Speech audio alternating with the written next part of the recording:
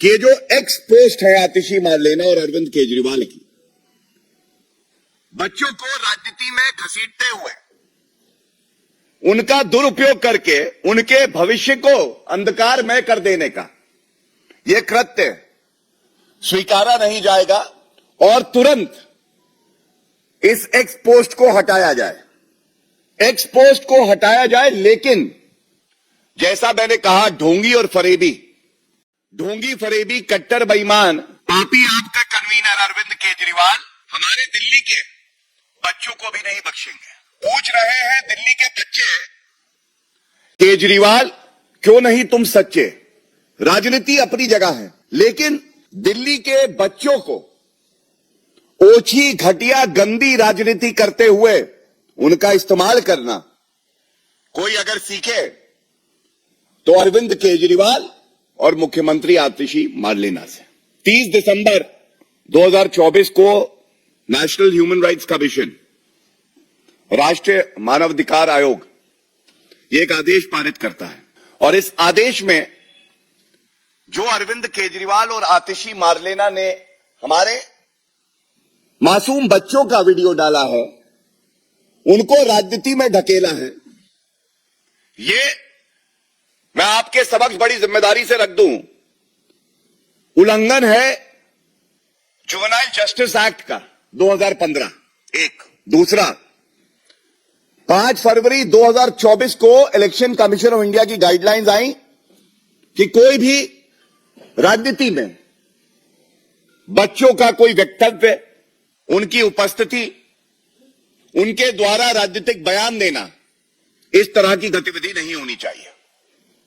लेकिन बड़े भारी मन से मैं ये कहता हूं, और ये शब्द हैं नेशनल ह्यूमन राइट कमीशन के, जिसके मेंबर ने आदेश पारित किया है कि जो एक्स पोस्ट है आतिशी मारलेना और अरविंद केजरीवाल की, बच्चों को राजनीति में घसीटते हुए उनका दुरुपयोग करके उनके भविष्य को अंधकारमय कर देने का यह कृत्य स्वीकारा नहीं जाएगा और तुरंत इस एक्स पोस्ट को हटाया जाए।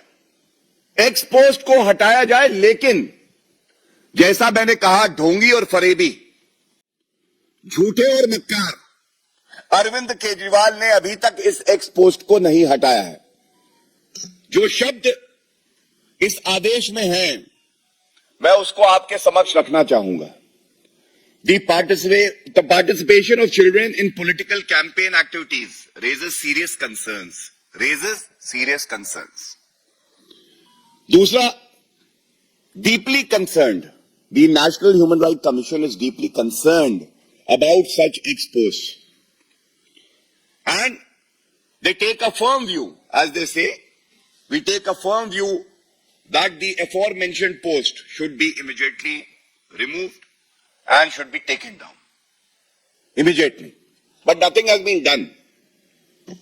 So I want to first of all also highlight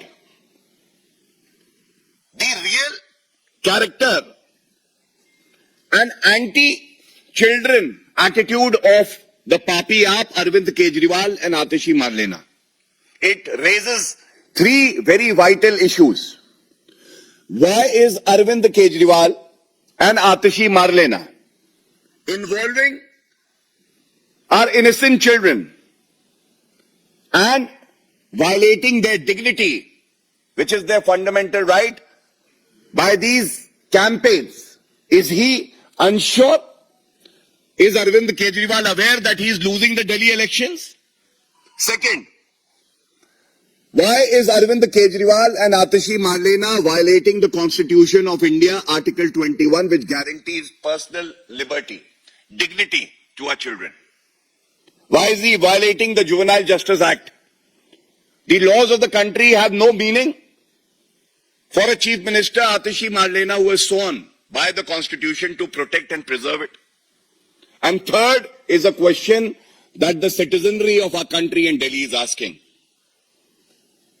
They're asking, why are you playing with young and impressionable minds, and why are they being pushed towards cheap and dirty politics of the Aam Aadmi Party. And it is our duty to insulate these young and impressionable minds from the cheap, dirty and petty politics of the Aam Aadmi Party. And we will continue to do so. We will ensure that Arvind Kejriwal, the destroyer of Constitution, a hater of children, is thrown out of power so that people of Delhi who deserve better have a government which serves them well. इसके बाद मैं कुछ प्रकरण आपके समक्ष रखूंगा.